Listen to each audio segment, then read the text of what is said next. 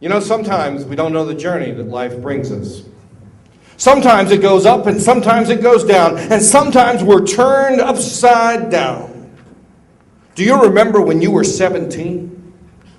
Do you remember how you felt when you were 17?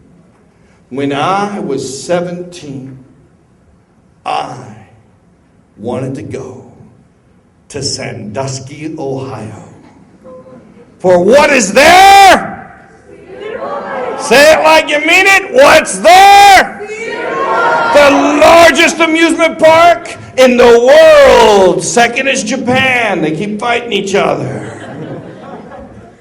And I wanted to go to Cedar Point. I read up on the amusement park rides, the 18 roller coasters, the giant Ferris wheel, and I got there with all my friends. I'm 17. I am going to rule the world. I am going to ride the Blue Streak, the Gemini, the Corkscrew. I'm going to do it. Yell if you've done it. Yay! Yell like you were scared. Yay! And so I got there, and if you know Cedar Point, it is a busy place. And when I got there, there was lines everywhere. And as soon as you enter the park, on the left-hand side is the Blue Streak. Am I right? And way in the back is the Gemini, the old wooden roller coaster. All my friends headed out to the Gemini, and for some reason I heard the Blue Streak calling my name. So I went to the Blue Streak, and there was a line that was 1.5 miles long. Maybe that's an exaggeration. I am a storyteller. But it was long. And I sat there, and I turned to the guy next to me, because I'm not going to sit there in silence. And I said, "How are you?" "I'm going to ride the Blue Streak." He said, "I am too." We were in the same line. And he began to tell me that he was a missionary, and that he was doing God's work, and that he'd been to Africa, and that he'd been to Costa Rica, and that he just loved doing the work that he did. And I thought, my 17 body, I said, "Well, I've been to Sandusky, Ohio." To Cedar Point. And then he began to tell me more stories, and I interrupted him. I got real serious for a moment. I looked at him and I said, "I'll tell you what. You need to remember this.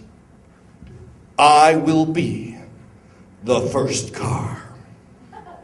Don't laugh. I will be the first car.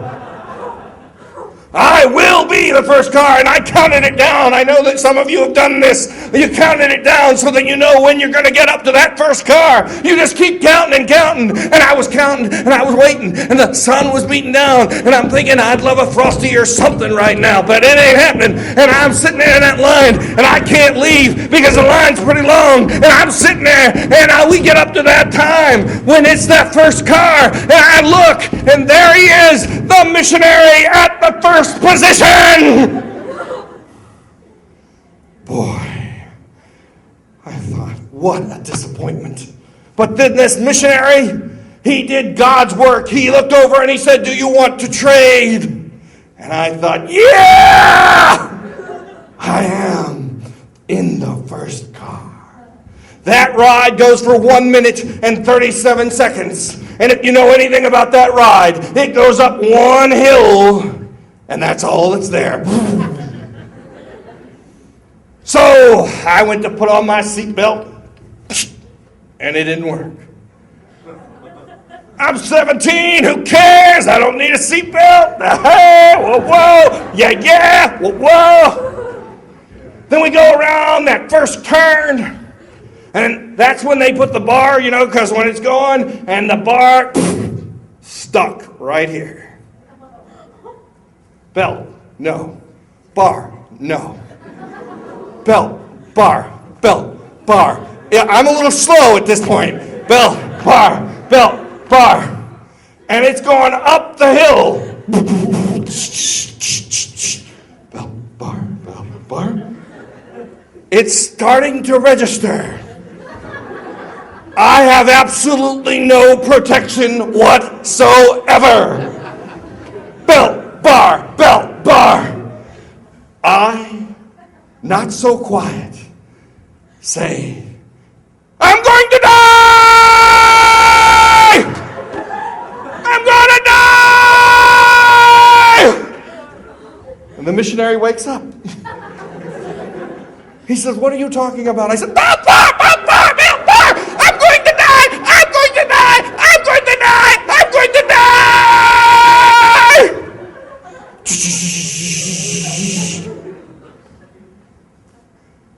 And now, his face is as white as mine. Woo!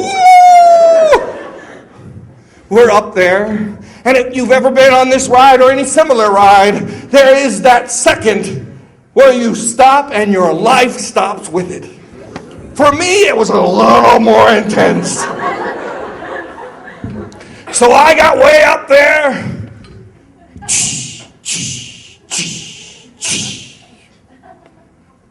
And the ride of my life begins. And I fly out of the car. Whoa! I'm holding the bar. I have turned into Superman. Whoa! I lock at the knees. There's blood coming out of my knees. And I am like, who knows, Legos gone wild. Whoa!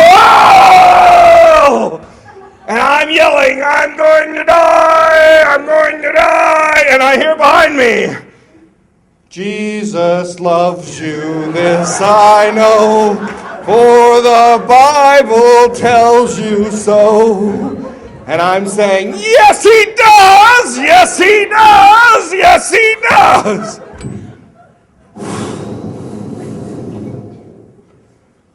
1 minute, 37 seconds later, I am broken. I am still in the car. There are bruises up and down my legs. A 17-year-old ride operator looks at me. The only thing I can muster is, this is broke. I was 17 years old, so I thought I was at fault somehow. I don't know. And I hobbled in the arm of the missionary. And I didn't ride any more rides that day. But I'd like to tell you that this story stops here. But you see that I was once at Geauga Lake Park. And they had a thing called the Rocco Plane. The Rocco Plane was a Ferris wheel that would turn upside down. It had like eggshells. And I got into the Rocco Plane, and I was with my brother. Now, you need to know this about my brother. He says very little. And one time he picked up a knife, and he said, don't move. And I was in my bare feet, and I didn't move. Hit my toe. I'll tell you, there's so much pain. My brother was a trapper, and is a trapper still by trade, and he was in this Rocco Plane with me, and it went upside down, and that door flew open, and I'm on the outside, and I began to fall. Wah! My wallet falls out, my keys are down on the ground. I still, to this day, remember my brother's response. He grabbed me by the shirt collar and said, get in here. To this day, he will not accept that he saved my life. He just thinks I had some kind of mission. I don't know. I can't explain it. I would love to tell you that this story stops here, but I worked at Cedar Point years later. I was one of those crazy people who took pictures of you and put you in I Spy photo keychains. And I had my little uniform on, so I went up to the Ferris wheel, the largest Ferris wheel in the country, or in the world, actually. And so I waited, and I got in. Perfect, beautiful, sunshiny day. It's time that you'd like sing kind of day. If Disney was there, bluebirds would be all over.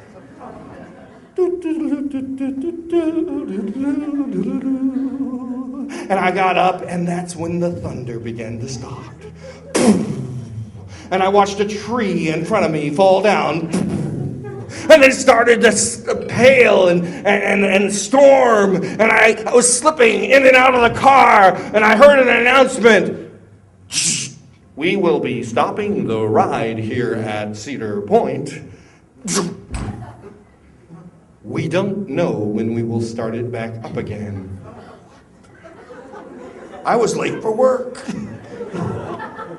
I was up there in drenched rain. I felt like a rubber ducky. It was terrible. And for an hour and a half I was up there. I was talking to the sky for most of the time. And then I heard, we will be trying to turn on the ride again. We don't know if it will work. What? And for some reason, I was able to get off safely. I would like to tell you that this story ends here. I took my mother to Geauga Lake Park. Actually, she took me. I was a kid. There was the witch's wheel. It is a Ferris wheel, but it goes extremely fast, and you're cramped up like sardines, and you move faster and faster and faster. But when it slows down, it has to slow down. My mother only rides slow rides. And so I knew full well what the witch's wheel was. And she looked at me and she said, there's a slow ride. Let's get on that one. And she climbed in, I climbed in, thinking we're going for a good ride. And it started. They play the music like that's even soothing. And then it got to like maximum velocity. Whoa! I have never heard my mother scream as loud as she did then. I've only heard her scream 2 times in her life. One when she dropped a Campbell's tomato soup industrial size on her foot, and the other time when she rode the witch's wheel. She wasn't ready. I thought she was having a heart attack. I thought I was having a heart attack. We were going massive speed. I thought it was never going to end. And it finally slowed down. My mother was still screaming long after it was done.